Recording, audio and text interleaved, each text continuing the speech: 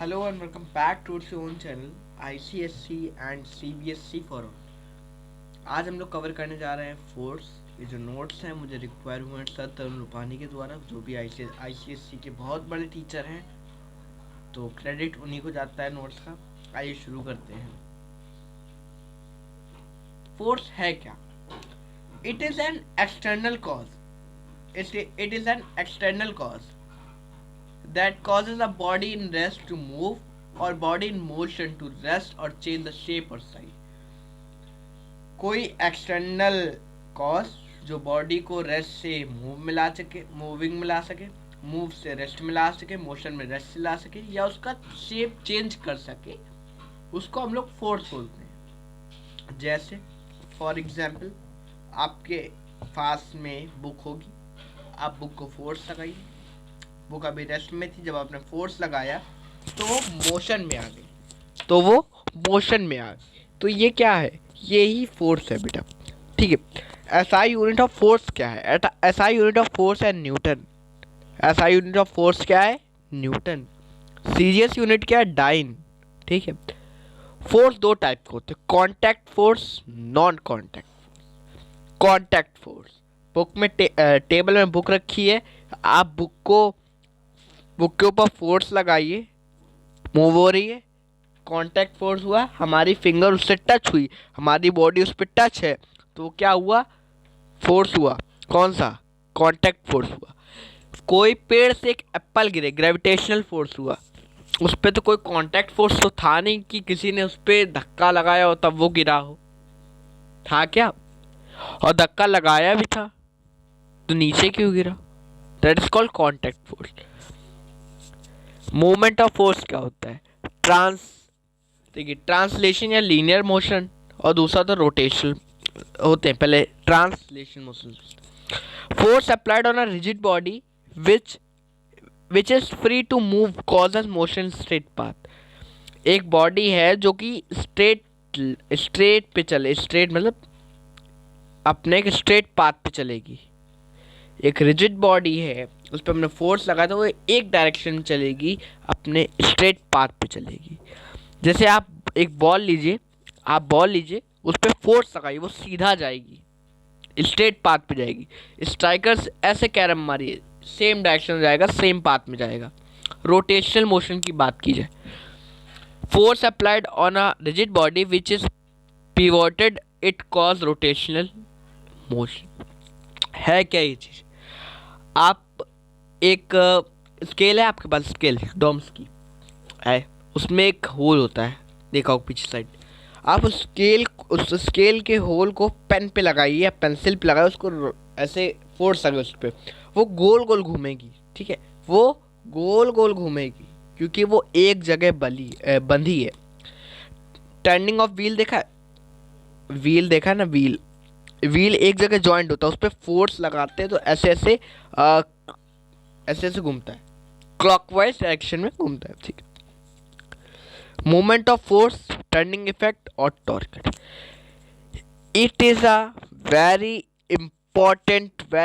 important and very important thing of this chapter। The turning effect of a body about an axis due to movement of force or torque applied on a body। देखिए क्या कह रहा है। Yes, turning effect,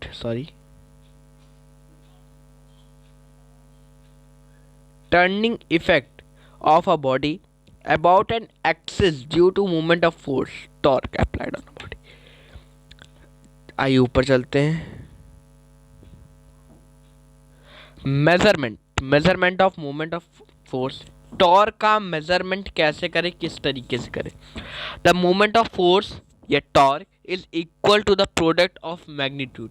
जो torque होता है वो equal to होता है मैग्नीट्यूड के। ठीक है, रुक जाइए 2 मिनट। देखिए, ये जो होगा वो मैग्नीट्यूड के बराबर होगा, मैग्नीट्यूड ऑफ फोर्स। ठीक है। And the perpendicular distance of line often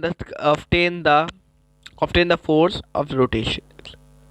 example देखें, एग्जाम्पल देखें, बंद करते हैं इसको, एडिट पे इसको काटो, कट, यस, चलिए आइए।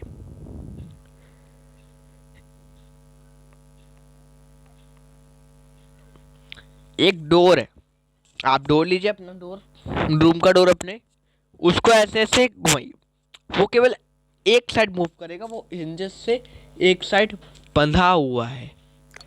टॉर्क की यूनिट होती है न्यूटन मीटर, सीजस यूनिट होती है डाइन सेंटीमीटर।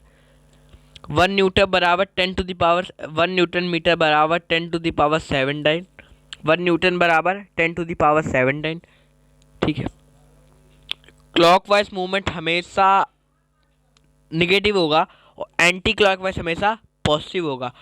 एग्जाम्पल ले लीजिए आप मूवमेंट ऑफ फोर्स की, टू ओपन और shutter door, turning of Henle floor grinder, ठीक है, टर्निंग ऑफ स्टेयरिंग व्हील होता है ना, वो एक जगह बंधा हुआ होता है, उसको रोटेशन, ठीक है।